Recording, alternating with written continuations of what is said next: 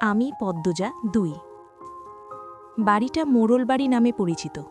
পদ্মজার দাদার নাম ছিল মিয়াফর মোড়ল। তিনি গ্রামের একজন সম্মানিত লোক ছিলেন। ৬ কাঠা জমির ওপর টিনের বিশাল বড় বাড়ি বানিয়েছিলেন ৪ ছেলের জন্য। ২ ছেলে ১৬ বছর আগে ৭১ সালের যুদ্ধে নিহত হয়েছে। দুজনই টকবগে যুবক ছিল, আর একজন ৮ বছর বয়সে কলেরা রোগে গত হল। বাকি রইল মোর্শেদ মোড়ল। বর্তমানে এই বাড়ি মোর্শেদের অধীনে, যদিও তিনি থাকেন না সবসময়। পুরো বাড়ির চারপাশ জুড়ে গাছগাছালি, বাড়ির পিছনে নদী। রাত ৯টা বাজলেই পরিবেশ নিশুতি রাতের রূপ ধারণ করে। রাতের এই নির্জন প্রান্তর ঝিঝি পোকার ডাকে ছেয়ে গেছে। ঝিঝি পোকার সাথে পদ্মজার ভাঙা কান্না মিলেমিশে ভৌতিক পরিবেশ সৃষ্টি করেছে। মনে হচ্ছে কোনো আত্মা তার ইহজীবনের না পাওয়া কোনো বস্তুর শোকে এমন মরা সুর ধরেছে। হেমলতা পদ্মজাকে টেনে পাশে বসান। পদ্মজার ডান হাতের উল্টো পাশ দিয়ে চোখের জল মুছে হেমলতাকে বলল, মামা, সৌদিতে যাওয়ার আগের দিন আমাদের সবার দাওয়াত ছিল না নানাবাড়ি? খালামণি, ভাই বোনেরা এসেছিল। সেদিন ঢাকা থেকে যাত্রার লোক আসছিল স্কুলে, মনে আছে আম্মা? আছে।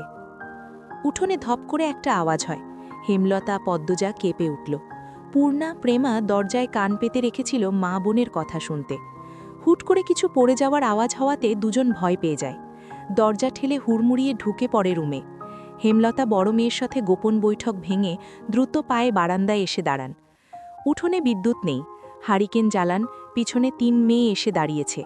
একজন মায়ের ৩ মেয়ে নিয়ে একা এত বড় বাড়িতে বাস করাও যুদ্ধ বটে। হেমলতা গলা উঁচিয়ে প্রশ্ন করলেন, কে কে ওখানে? আমি। চিরপরিচিত এই কণ্ঠ চিনতে হেমলতার বিড়ম্বনা হল না। তিনি ব্যস্ত পায়ে উঠোনে নেমে আসেন। গেটের পাশে মোর্শেদ মোড়ল পড়ে রয়েছেন, গায়ে চাদর। হাঁপড়ের মতো বুক ওঠাগামা করছে তার, যেন দম ফুরিয়ে যাচ্ছে। হেমলতা ২ হাতে মোর্শেদকে আঁকড়ে ধরলেন। পদ্মজা, পূর্ণা দৌড়ে আসে। মোর্শেদের এমফাইসিমা রোগ আছে। এই রোগে অল্প চলাফেরাতেই শ্বাস টানের উপক্রম হয় এবং দম ফুরিয়ে যায়। শ্বাস নেবার সময় গলার শিরা ভরে যায়। ৩ মা মেয়ে মোর্শেদকে ধরে রুমে নিয়ে আসে। মোর্শেদ এভাবেই হুটহাট করে বাড়ি ফেরে, কখনো কাকডাকা ভোরে, কখনো নিশুতি রাতে, বা কখনো কাঠফাটা রোদে।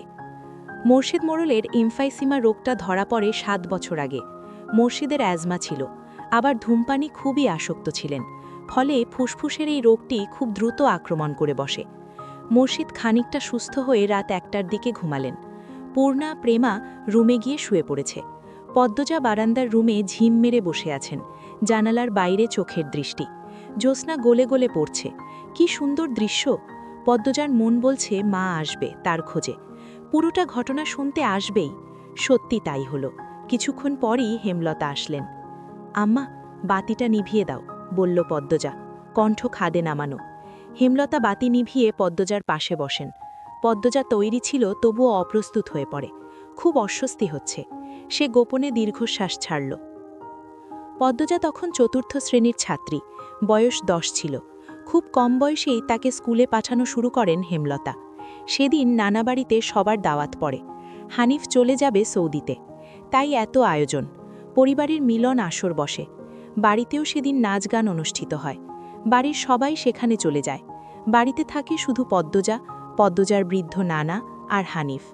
পদ্মজা ঘুমেছিল, তাই বাকিদের সাথে যেতে পারেনি। যখন ঘুম ভাঙে আবিষ্কার করল বাড়িতে কেউ নেই। মোর্শেদ হঠাৎ করে অসুস্থ হওয়াতে হেমলতা বাপের বাড়িতে উপস্থিত ছিল না। পদ্ম নাকি? পদ্মজা বাড়ি থেকে বের হওয়ার উপক্রম হতেই কানে আসে হানিফের ডাক। পদ্মজা মিষ্টি করে হেসে মাথা নাড়াল। হানিফের লোলুপ দৃষ্টি তখন পদ্মজার সারা শরীর ঘুরে বেড়াচ্ছে। এইটুকু মেয়ের ফর্সা চামড়া, বিকৃত মস্তিষ্ক হানিফকে যেন বড্ড টানে। আয় তো, আমার ঘরে আয়। সহজ সরল শিশুসুলভ পদ্মজা মামার ডাকে সাড়া দিল। সে শুনেছে মামা ভাগ্নে যেখানে, আপদ নেই সেখানে। অথচ সেদিন সে মামাকেই ঘোর বিপদ হিসেবে জানল। পদ্মজা রুমে ঢুকতেই হানিফ দরজা লাগিয়ে দিল। পদ্মজার মন কেমন করে উঠে হানিফের অদ্ভুত চাহনি আর দরজা লাগানো দেখে। হানিফ কুৎসিত অঙ্গভঙ্গি প্রদর্শন করতে থাকে।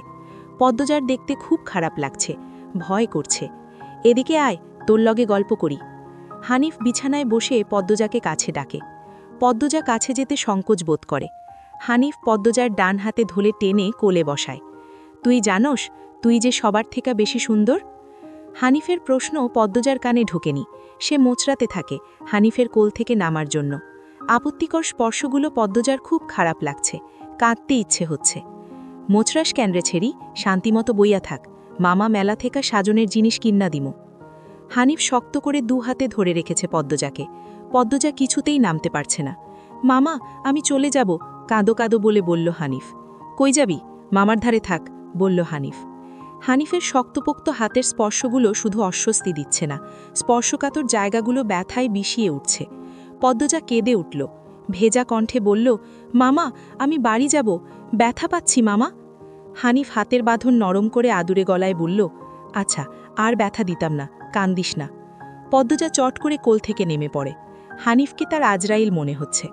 মায়ের কাছে সে আজরাইলের অনেক গল্প শুনেছে। আজরাইল যখন জান নিতে আসবে তখন শরীরে খুব কষ্ট অনুভব হবে।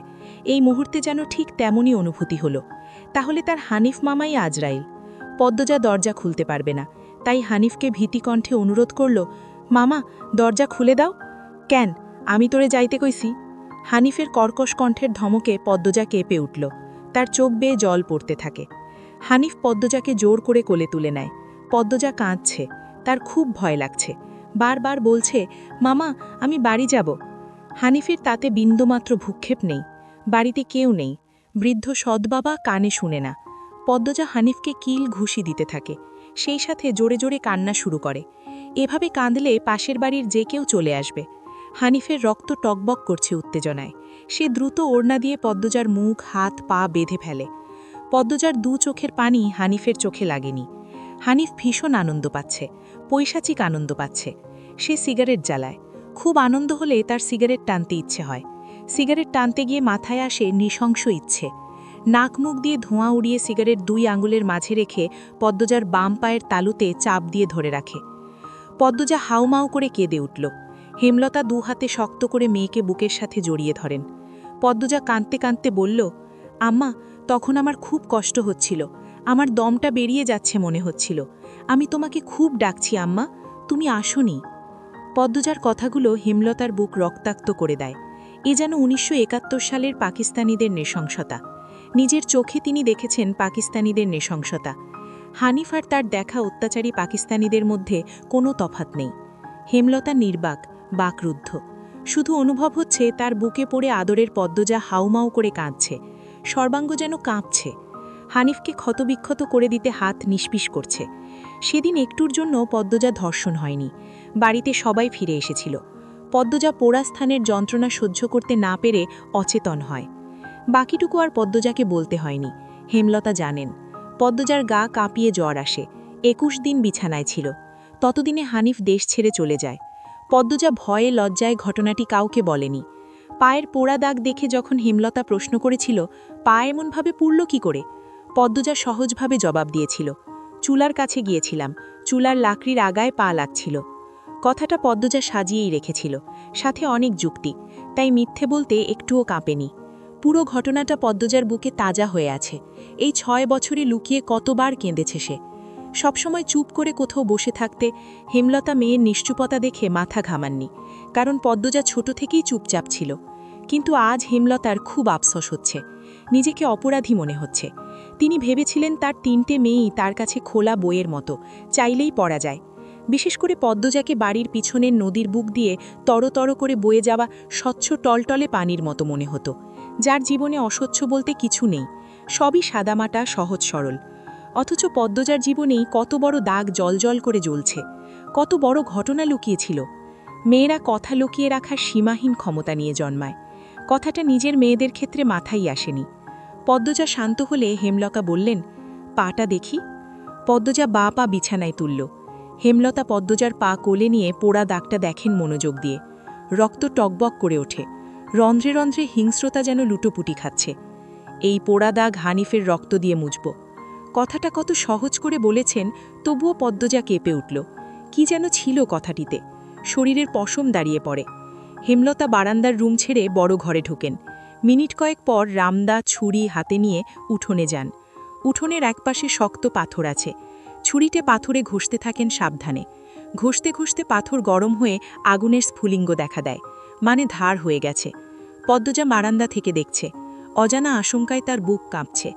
হেমলতা বারান্দা পেরিয়ে রুমে ঢুকতে যাবে, তখন পদ্মজা উৎকণ্ঠা গলায় ডাকল, আম্মা।